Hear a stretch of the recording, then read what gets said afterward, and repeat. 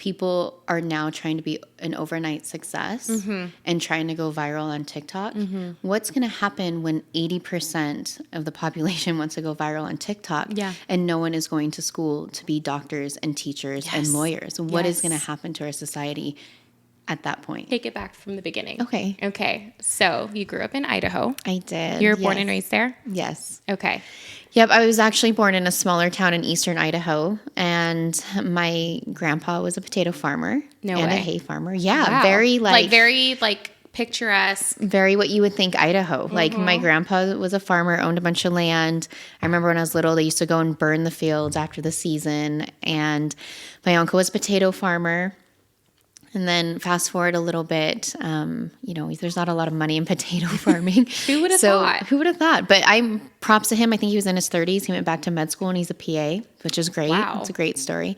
But that's kind of that side of the family. And then we made a move to Boise, which is the capital, a little bit bigger city. Yeah. A little bit bigger city there, which now I think everyone wants to move to. Oh my gosh, we love Boise. Yeah. We had so much fun there when we went for your wedding. I know. You fell in love with the cows. I did. I'm surprised you're not vegan now. Oh. I'm waiting for the vegan announcement.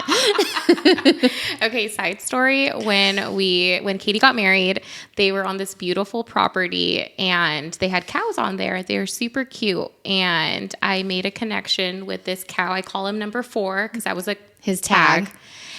And I look back and I see a sign and it's like grass-fed cows. I'm like, oh, okay. Well, we're going to be short friends, but so you have a short life here. I still love a good steak. Yeah. I do love a good quality grass-fed beef. So he has some purpose in this world. Yes. So I believe he still delivered happiness in one his way short or life another. and after. Yes, but so raised in Boise, and I went to prep school for a year in New York when I was playing hockey, and that really opened up my eyes to, wow, there's like a whole nother world out here. Yeah. You may be a 10 in Idaho, but there's a whole nother world out there. And I don't even mean that like superficially. I mean that in the sense of like entrepreneurship, like business mind, like people in smaller towns. I don't know, and it's not on purpose, no fault to them, but I think that they just have this like, I'm the best and I'm on top, but there's a whole nother world out there. And that really, really opened my eyes when I went to New York and East Coast, saw the big cities and did all that. And at that point, I was like, I want to move out. And I think I always knew that I wanted to do more. So that was a point of mine, is to move out. And I think I had that short dream of going to LA. Yeah. And you did go to LA. I did go to LA. I did a pit stop in Vegas and then went to LA and then was like, no, don't love LA. Yeah. And went back to Vegas, which I think everyone from LA is starting to do anyway. Yes. So the mass exodus out of California. Yes, I don't blame them. So, just landed in Vegas and it's been a really good place for me. I think that eventually I will go back to Boise because it's a very, very great, well-rounded city in the fact of like, it has everything from nature to activities to a great place to raise a family. And I think everyone else is also realizing that. So they're moving there as well.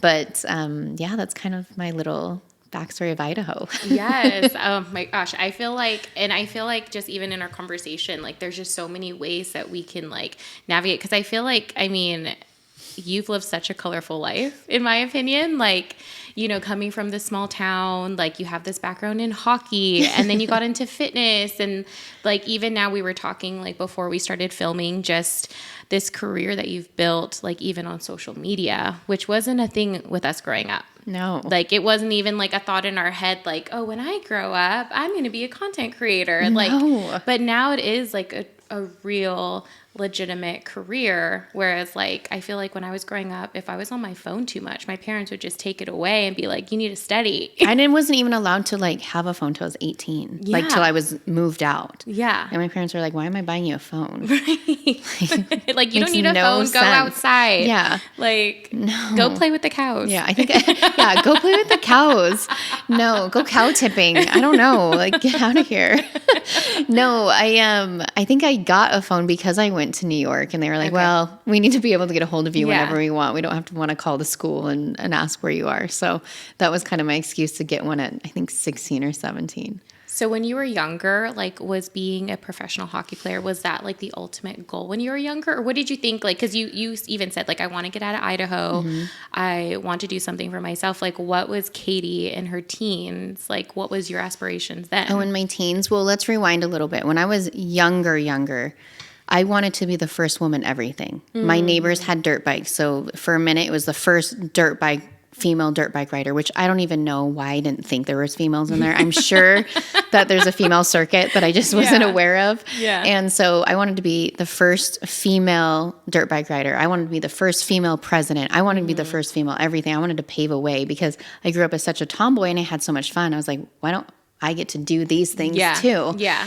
And then got into hockey because my dad was always really adamant on you need to be doing something active. You need to be a part of a sport, which I now see as that being so valuable, part of a team sport, part of something keeps you out of trouble pretty much. Yeah. Keeps your mind focused on something. And he grew up as a hockey player and my brother had just started getting into hockey. And so he convinced me, which I cannot remember if he convinced me to be a goalie or if I chose to be a goalie because I think that him and my brother just like wanted someone to shoot on. So they're like, hey, if we like tell Katie to be a goalie, like we got it made for us. So, but his little side note was like, hey, there's not a lot of female goalies. There's not a lot of like, you know, hockey players anyway that are female. Like if you're a goaltender, you could be like on Jay Leno someday. Wow. And I was like, what a sell. Yes, I could be on Jay Leno. Absolutely. Thank you for that. And it is a blessing because I was a goaltender and he was right. There are no female goaltenders out there. Well, at least in my time. This was 10 plus years ago. Yeah. And these amazing women took me in. They were like an all-female women's beer league team. And I was like 14. And played for them, played for my brother's boys team, played for, and I averaged every year playing on 3 different teams. Wow. And I would get called on the weekends to fill in because there just wasn't enough female goaltenders. And so a lot of tournaments would call me, hey, can you fill in? Can you do that? So I got a ton of ice time, which helped my skills and helped everything. And obviously my dream of being on Jay Leno was always in the back of my head. But I think that mostly like I'm naturally a very competitive person. And I was like, if I'm going to do this, I'm going to be the best. Yeah. Regardless. Yeah. So I was on the ice every single day and got a couple offers to play, you know, over the East, which is where the good hockey is. And so I was able to capitalize on that. And I just wanted to be the best. And I don't know if it was ever like Jay Leno faded out. It was just I wanted to be the best and I wanted to get a scholarship and I wanted to use this as like a stepping stone. Yeah. And do you think like that will and like that like fight in you, did that come from your dad? Did that come from like how you were raised? Or do you really feel like, even like you said, I want to be the first woman, everything, like just like that spirit in you, like what do you think in like wanting to be the best, like where did that come from? That's a good question. I don't know where that came from. I don't know if that's just human nature and you're just born with that. I do know that, you know, my dad was very much that way. And I think that somewhere along the lines we were taught always to work hard. Yeah. You know, like I have never been in a situation where it was okay or acceptable to half-ass anything. Yeah. You know, so I think that a lot of that does come from parenting. And then once you get older, that's just instilled in you. So you just know that that's the right thing. Yeah. Like I don't half-ass anything. Yeah. And that's because I don't want to be that person. And so maybe that did come from the way I was raised. Yeah. So one of my first episode that we aired, I interviewed my mom and we talked about that. Like, you know, growing up, like both my parents came here from the Philippines. Like they worked hard like their entire lives to just like have this incredible life that they have now. But my parents like never taught us to like not work hard. And it wasn't even to not work hard because, you know, like we were Asian American or to not work hard because my sister and I are women, but just to work hard because it's the right thing to do. Yes. And I think our work ethic definitely came from how we were raised. And I'm really grateful for that because it is frustrating being in an environment where you feel like, you know, especially if you're like on a team environment and you're the hardest working person in that room, but maybe the person next to you is getting paid the same amount as you are and they're just totally coasting. I think one of the biggest things that pissed me off when I was in high school was I got recruited to go to this sports academy. And I just remember this girl was like, well, I want to get recruited. I want to go. And I was like, you're on the ice once a week. Yeah. I'm on the ice 7 days a week. Yeah. I have asked you to come to practice. I have asked you to go to stick time with me, and you have refused. So that's the reason I'm getting these offers. Yeah. Not because they just picked me out of a bunch. Right. And that was so infuriating to me. Yes. But it's like, it is, I mean, it blows my mind when that doesn't like register in someone's mind. Like, yes, like, you know, and, you know, we can talk about opportunity all day long, but at the end of the day, it's like, okay, well, are you going to show up? Like, have you been working, like you said, 7 days a week on the ice for when the opportunity does come? Like, it's coming to your door, and it's like, it's something that is well-deserved and something that you've worked hard for. You didn't just, it wasn't handed to you. Yeah, absolutely. Which I feel like that entitlement mentality, like, when did that happen? Well, I'd like to blame it on Gen Z, but that was a while ago. It was, so. yeah. I know. They like to blame the millennials for everything, but you know. I know. Entitlement's a new word of this generation. Entitlement. Yeah. I know. I'm really like just really interested to see what the next 10, 15, 20 years are going to look like, because I think there is a shift happening right now with that specifically. And I'm seeing like pour into like our middle school and high school ministry at church. And I'm seeing these kids like, oh my gosh, like there's just so much potential there. And I can just see even the shift in themselves, like, and at such a young age, like they're recognizing it. So I'm glad that it's starting to swing. Yes. And versus like, oh, like, let me just try to figure out how to go viral and not pursue purpose. Well, and that's a good way to say pursue purpose. I mean, on such a smaller scale, if you really simplify it, people are now trying to be an overnight success and trying to go viral on TikTok. What's going to happen when 80% of the population wants to go viral on TikTok and no one is going to school to be doctors and teachers and lawyers? What is going to happen to our society at that point? Yes. Oh my gosh. Okay. So like I don't have kids yet. Right. And I'm thinking about even like, I was talking about this with some of my friends. I'm like, even the math that they're teaching in school these days, like it's going to be so interesting to see where economics go, where, you know, like I was pre-med for 2.5 seconds in college and we were like, why did we have to take calculus? Yes. But at the same time, it's like, okay, whatever they're teaching in school now, I'm like, why is this way more important and it's like, how is that going to shift careers, you know, and like in the medical field and engineering and all of those other trades that are like, they're needed in our society. We can't all just be TikTok famous. I know. As much as I'd love to just have an easy life of doing dances every day, that would be fun. You know, and something that I did want to talk about today too is, you know, you've been creating content for how long now? Forever. Yeah. I'm like, how long have you been on social media? Because I feel like, okay, so we met almost 10 years ago, which is crazy to think about also. Yeah. But even then, like Instagram was starting to become a thing, you know, generating followers and engagement and all that stuff. But I don't know if people really have an accurate picture of what it's like to really actively create content and make that into career, because there's a lot more work that goes into it than just like Instagramming, like being at like some cool event or like your day in the life, you know, like there's so much work that goes into it. Yes. And so like, could you just speak on that? Like just how it really is a lot of hard work. It is a lot of hard work. And I always kick myself because when Instagram was still a thing and when you actually just like got followers for no reason and like everything was booming, I was kind of on this thing like, I don't really have to try. Like Instagram's growing and I don't need to like collaborate with people or like I was kind of on this like high horse and I'm always like, why? And now it's so much work because it is so saturated that you're really trying to set yourself apart. Yeah.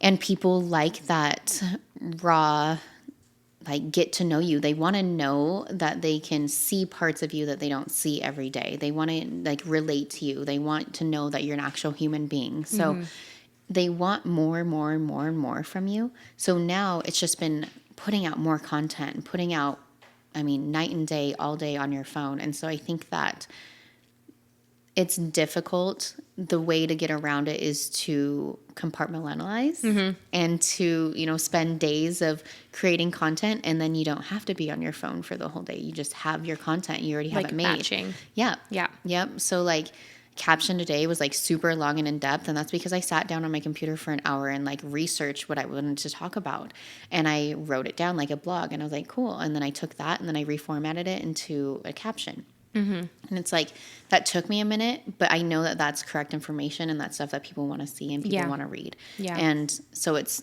on Tuesdays, I film content. On Mondays, I sit down, I write my captions, my blogs, and my information. And that keeps me from getting burnt out. Yeah. So you are your own social media manager at this point. Yes, at this point, yes. Yes. Yeah. And I think like how do you prevent yourself, apart from just like making sure that you batch it, you schedule it out? Like, how do you not get burnt out from creating? Because I feel like as a creative, naturally, there's a demand with having to put out more content, but then also wanting to stay authentic, but then also like trying to be original, but also stay on trend. Like there's you're getting pulled in so many directions. So how do you feel like you're able to just like pour into you, being able to have a normal life, but also like not get burnt out on being creative so you can be creative? Well, that's something that I'm currently working through because it has been very recent that I felt burnt out. And most of that burnout has been, self-inflicted, but also because it's, like I said, it's so saturated, and I'm in the fitness realm where like people now want to see these crazy, outrageous workouts and exercises that just make no sense. Yeah. It's just like the way your body moves, like a kickback is a kickback. You don't need to be hanging upside down with a resistance bands and weights. Yeah. Like there's people are getting those views on those things. And so it's been really hard because what works is a simple, correct exercises, progressive overload and just doing it right. Yeah. And people don't want to see that. Yeah. And so that's been really hard to navigate. And so it's been trying to find new ways to show those effective workouts and to spit out more scientific research. Like the more information or facts that you can spit, people are like, oh no, that's why I don't need to do the 1-step foot resistance bands and all the crazy stuff. Like making it look so cool on a camera. Yeah. But there is an importance to like the basics. The basics, yeah. And like you said, correct form and just focusing on like the right thing. Yeah.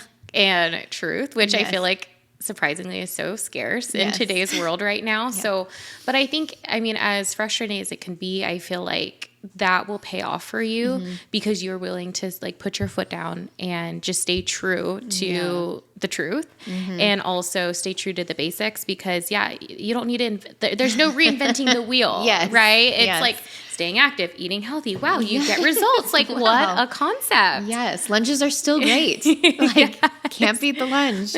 Yeah, no. And so that burnout has really gotten to me because it's kind of like, how many times can I show a leg workout with these exercises that I know are effective?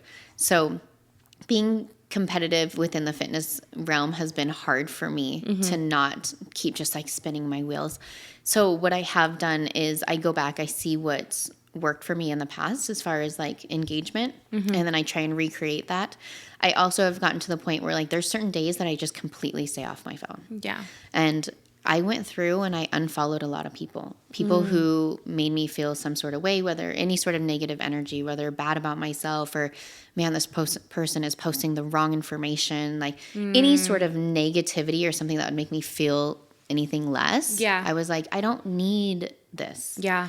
And so that's really helped. Obviously like batching and scheduling my days really helps with the burnouts. But most importantly was like taking time, like I think it's Fridays. I completely take off Fridays because they're my low engagement days anyway. Yeah. So I'm not on social media on Fridays. Okay. So that made a world of a difference. Yeah. I'd like to actually have that time off. And like these days I feel like the algorithm is always changing. It's insane. How is someone who has been in this industry for so long, like how are you able to keep up with it? Like does Instagram give you a heads up like before anyone else, like the secret to the new algorithm? Or is it just like, you're just figuring it out like everyone else? Figuring it out. Obviously like the community talks a lot and a lot of people share, hey, this is what's changing on Instagram. This is what needs to be out.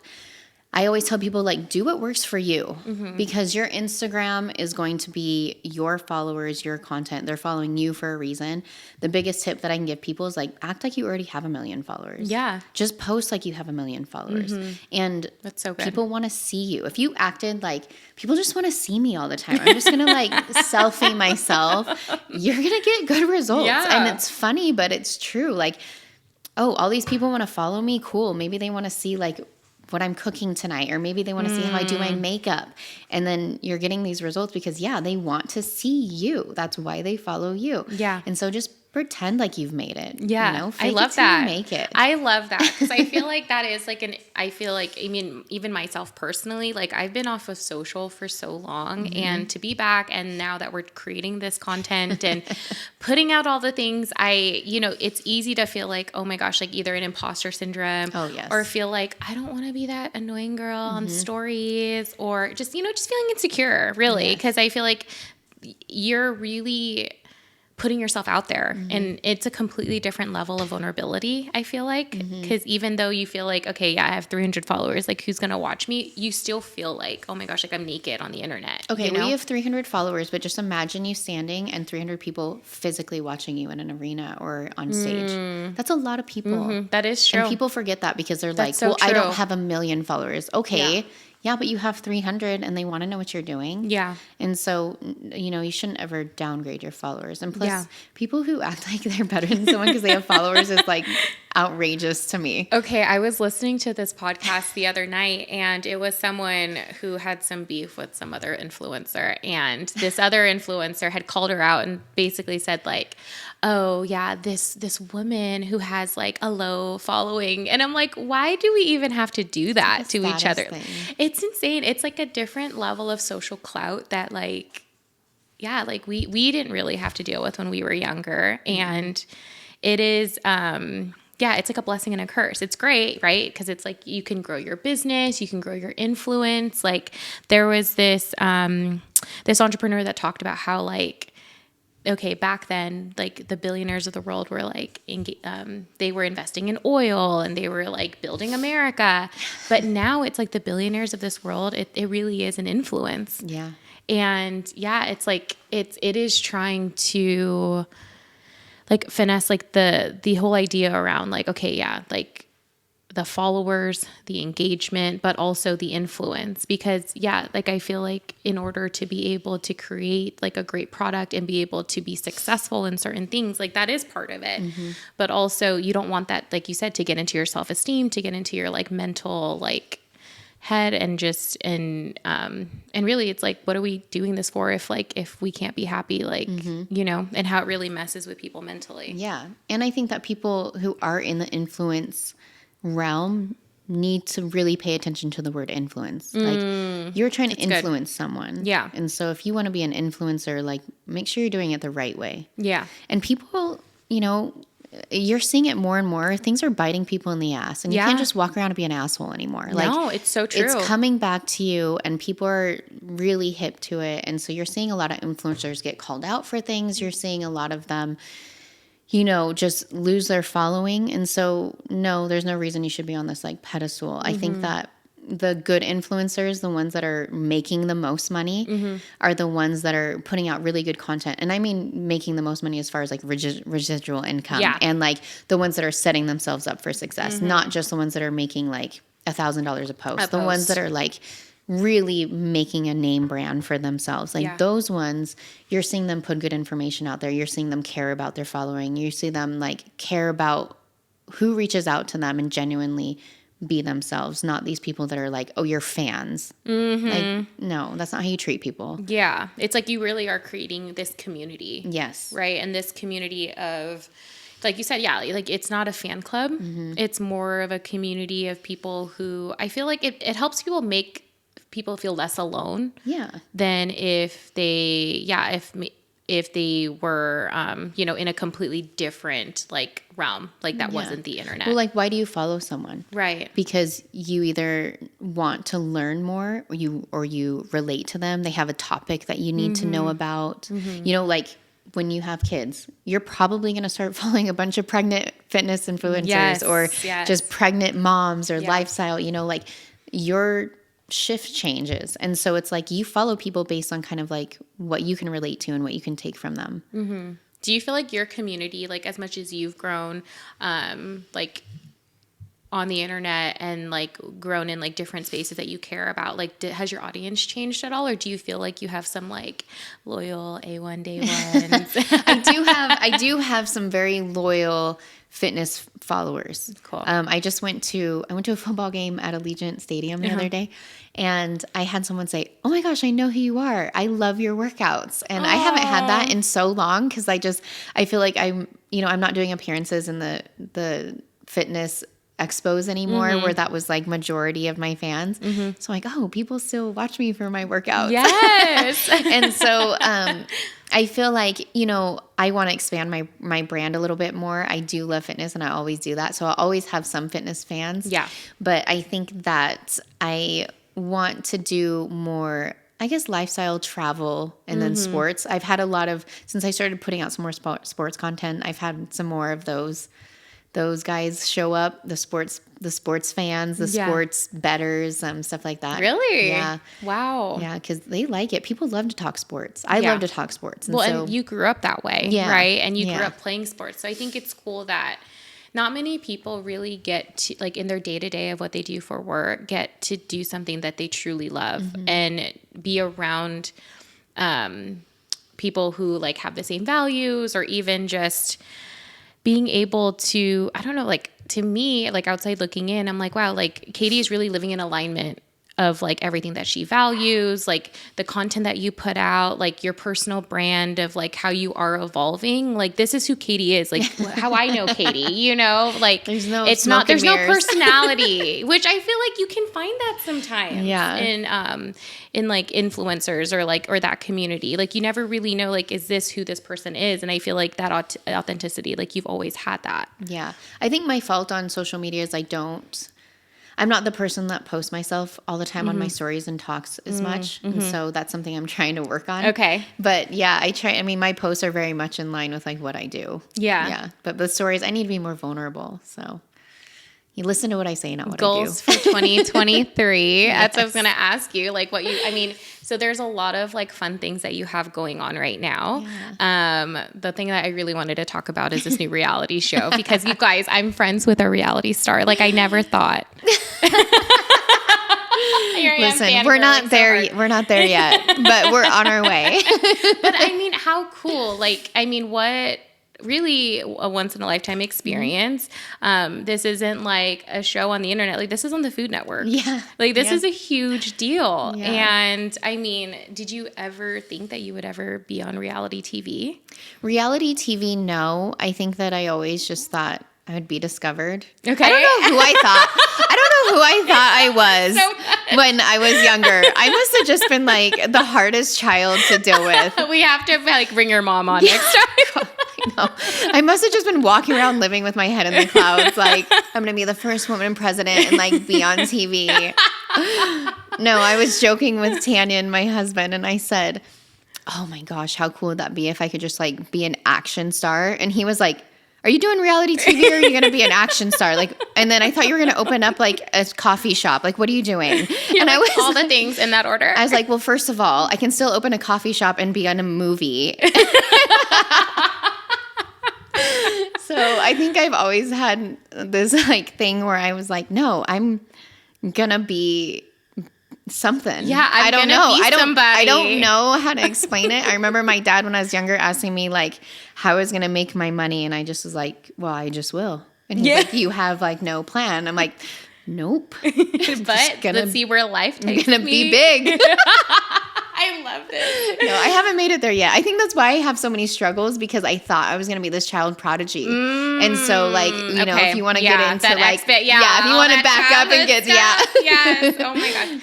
But at the same time, you know, it's like, we always are in that, like, I'm not where I want to be club, but I think that's where that ambition comes from. That's like that spirit to win. Yeah. But at the same time, I also feel like you've had so many like fun experiences that I don't think many people will ever really get to experience. Yeah, the reality TV show was fun. It is fun because I hope that we get renewed for another season. Yes. it was so cool to see. I mean, I was just interested to see how it works, how the camera crews work, how the directing, producing, showrunners.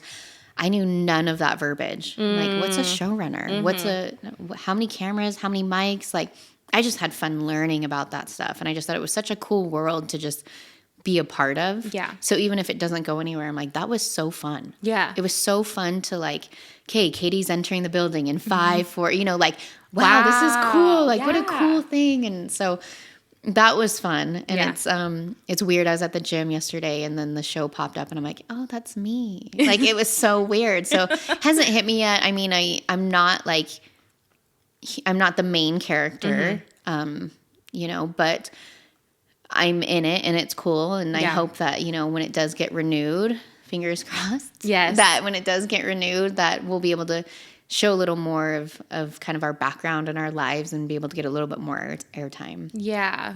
Were you nervous? I mean, like you said, like you don't even really go on your Insta stories, but like to go on a show and like there is that potential for your whole life to just like open up to the world. Like, did that make you nervous? Like, I think because of the topics, it didn't make me nervous because it wasn't like I was really like, hey, you're in my personal life. Like, they're not even at my house, like Tanyan's not even in it. Yeah. Like, it's very much like just us working in the restaurant. And so there wasn't a lot of vulnerability there. Okay. I think that if there's something where you are opening up your doors to your personal life and people are able to see inside of that would be a little scarier to me. But this was very easy. I think the scariest thing was like the first day where it's like, you're just going to walk in and like say these things. And I hadn't been on camera yet. And I was like, what do you mean? And then there's like 10 cameras at you at once. And you're just like, hey, if I mess this up, then, everyone's Can we like counting on edit me. that? Yeah. So that part was kind of like, that's scary and that's intimidating. But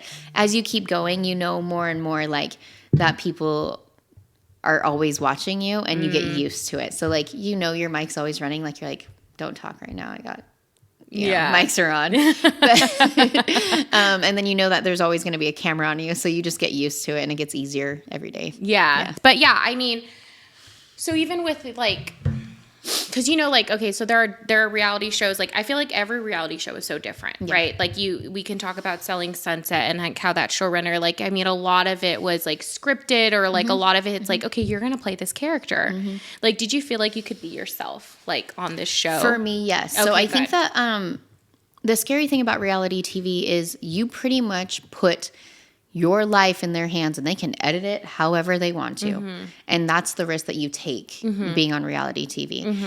And so that's always something that's nerve-wracking when you're going into that. But because this show and Food Network, if this show was picked up on Bravo, it would be a little scarier. Because it was picked up on Food Network, they were very much like, no drama. Good. No drama, no drama. And we want it very family-oriented. I think it's like rated G. Yeah, I did see that. And we wanted about food. And so that's like cool because we had filmed some stuff where they're like, they wanted fun banter. They're like, make fun of Long, which I love Long, but like so easy. Like he's a very easy target. Easy target. Like Sorry, Long. Love him so much. And so they were like, we want some beef between you guys. They cut all that out because they we want Long more lovable. We want to have you guys get along. So it really took a lot of weight out of our shoulders as far as like, we're not going to create any tension with you guys. That's good. Where like before it may be like, hey, maybe you and this person don't get along or whatever, because we did have stress because we were working these events. Yeah. But then it's like, they don't, necessarily want to create anything out of that. Yeah. So they're just letting us be us. And I don't even want to call it a character because I'm not a character, but on the show, like I talk about me not knowing where I came from and learning that and learning the Chinese traditions and learning all this stuff from Kathy. And that's very much me. And so it was so nice to just like be me and be shown as me. And, I think there's nothing on there that I really was like, oh, like cringy. Yeah. Because it can change a person's life in the other side of things, right? Because they create these villains, they create these narratives, and sometimes like that really isn't who that person is. But now you just 1,000%. Yeah, like you created someone that the entire world can hate and they think it's all real, and it can ruin someone's life. Oh, absolutely. And that's a very scary thing when we saw a rough cut of one of the episodes, I can't tell you how happy I was. You're like, Like, Thank you, God. oh, thank you. Like, we don't look crazy or mean or like, I don't know. It's just. Which you can get that at working in a restaurant too. Oh, yeah. Yeah. Just the realities of Absolutely. being in hospitality. Yes. Like those personalities are there. Yes, So absolutely. that's so good. Yeah, it was really nice. And I think the only thing that I thought was weird, well, because my nickname in high school, and I talk about it, I grew up in Idaho. I was the only Asian girl. Yeah. And I'm half Asian. Actually, I stand correct. I think there was a younger girl than me her name was Jenny, and she was Asian. But my nickname in high school was Asian. Like, Really? That's it. Like, it started as Asian Katie, and then it was like, no, you're just Asian. You're just Asian. You're just Asian. So You're like the Asian. I had said that on my interview, and I said, yeah, my nickname was Asian, but they dubbed a girl after, and I was like, my nickname wasn't Asian girl. You're like, who edited this in? But then I was like, That's I wonder if that was because it was offensive in some sort of way. Mm-hmm. Because when I had told them that story, I was like, I don't know, because to me, it's not offensive. And to me, it wasn't implied to be offensive. Like, people weren't calling me that to be derogatory. To be derogatory, to be mean. That was me. Yeah. And it was like, that was fine. Mm-hmm. So, and I was like, I just don't want that to come across like it is. And so I don't know if maybe that's why they put girl at the end. I don't know. But that was the only thing in the show that I was like, that was weird. I didn't say that. I'm not Asian girl. Yeah, so pivoting to that, like in growing up, because you did grow up in Boise, and your mom was adopted, right? Yep. So do you feel like you're like learning about your culture and having more exposure to more people who look like you, who grew up in the same culture? Like, did that happen more so after you left Idaho, or did you feel like you got a little bit of that at home? No, absolutely after I left Idaho. Yeah. And this is something I can't speak on. It'd have to be my mom, but I had said when I was young, I think because I loved how my mom was adopted, like, oh, I'd love to adopt a Chinese girl. I would absolutely love that. And she was like, my mom would make these comments, well, I don't know, because she would look different and she might get picked on. And so I assume that there was something that had happened because my mom was in Georgia and she obviously had a white family. And I don't know if there was some sort of thing that she felt like she was getting picked on or being different. Yeah. I don't know how much of her past, because she had a very bad childhood past. So she didn't share a lot of any of that culture with us. Wow. So the most that we got was her cooking, which I'm very grateful for. Yes. She cooked a lot of Asian food. Oh, good. But as far as like talking to us about culture, talking to us about anything, I don't know if she was embarrassed, or I don't know if that was just like a trigger for her. And something that's been really crazy is, and I'll circle back to it with my mom, but moving to Vegas, I have more Asian friends than I do white friends. I was going to say, like, literally, like, our whole Asian group are like, our whole group of friends, of girlfriends, we're all Asian, or like have like some Asian in us. I could count like how many white friends I have more than I could count how many Asian friends that I have. So funny. So when we flew in for your wedding, like from the time we flew in, it's like we brought the Asian population to Boise that weekend. My videographer is Asian, and he texts me, and he texts me, am I the only Asian person? And I was like, no, come to the venue. We're all here. Yeah.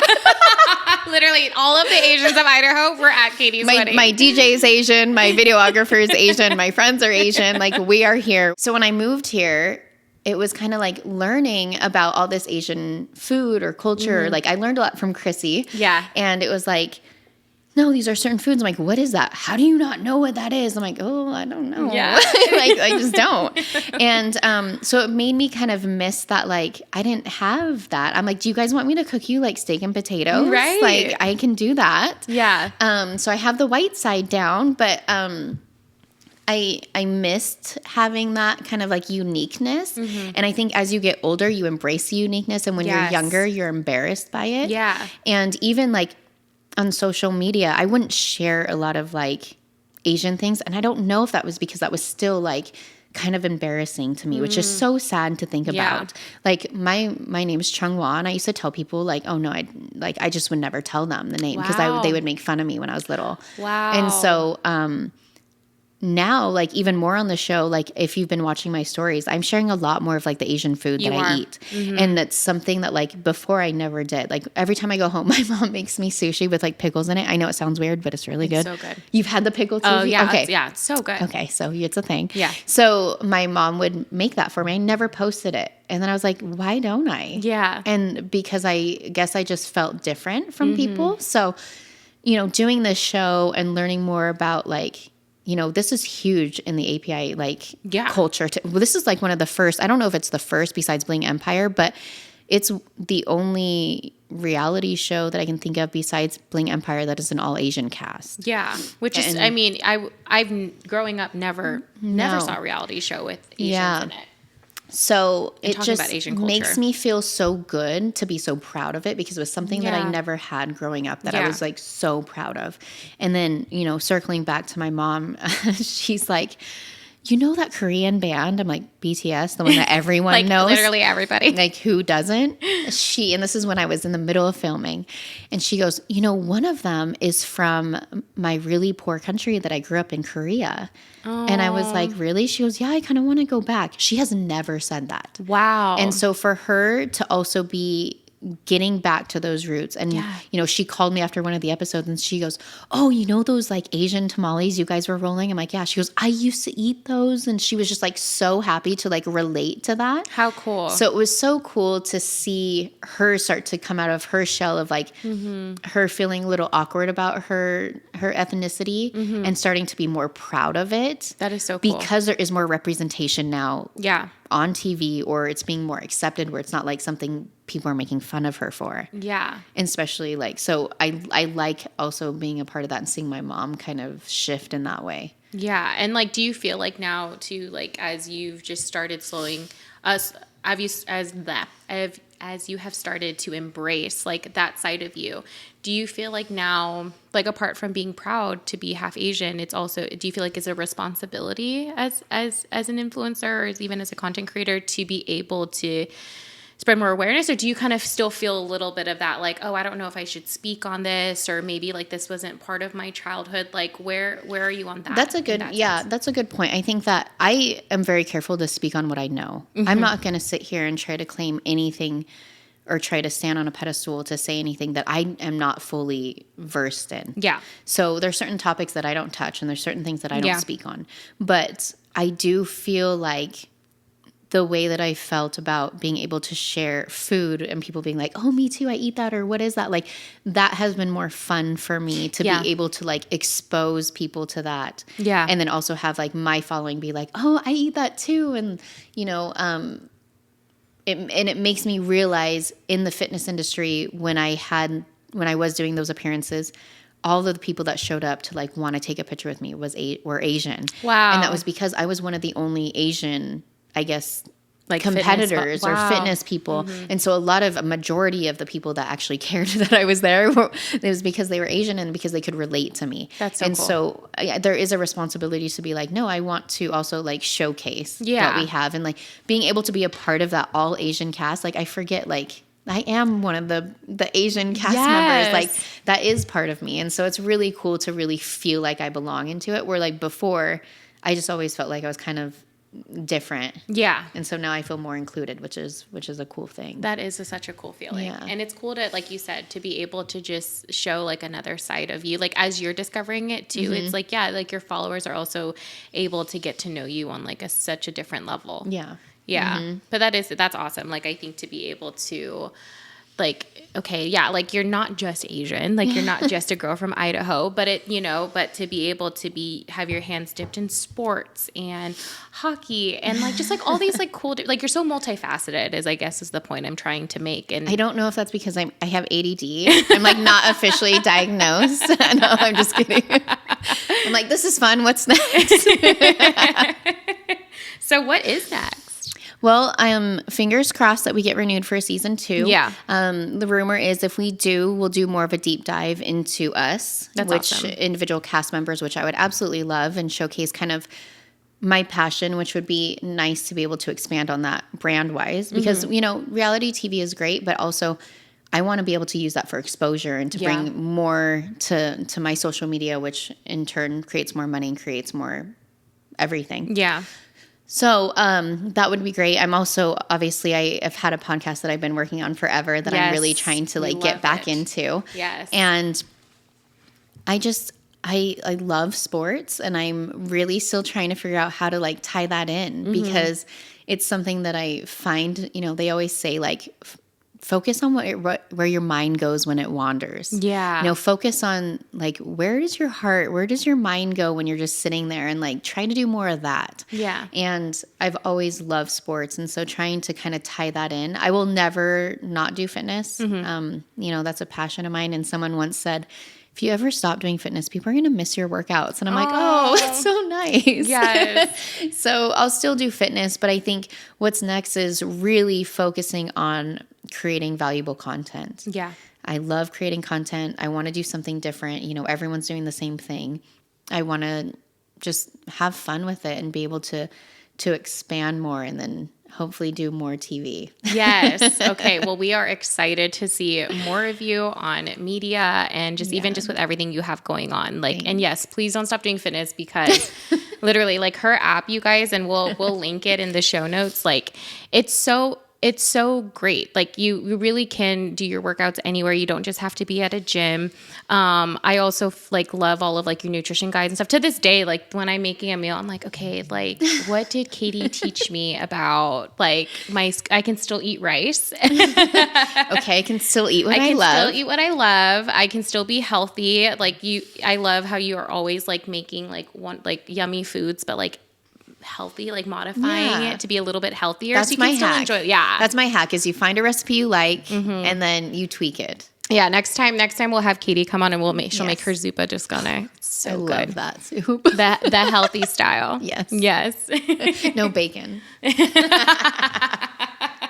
Well, thanks again for Of coming course. on. Thank you for inviting me. This is fun. This has been so much fun. Yes. And I love you, and I'm so excited for everything you got going on. Yay.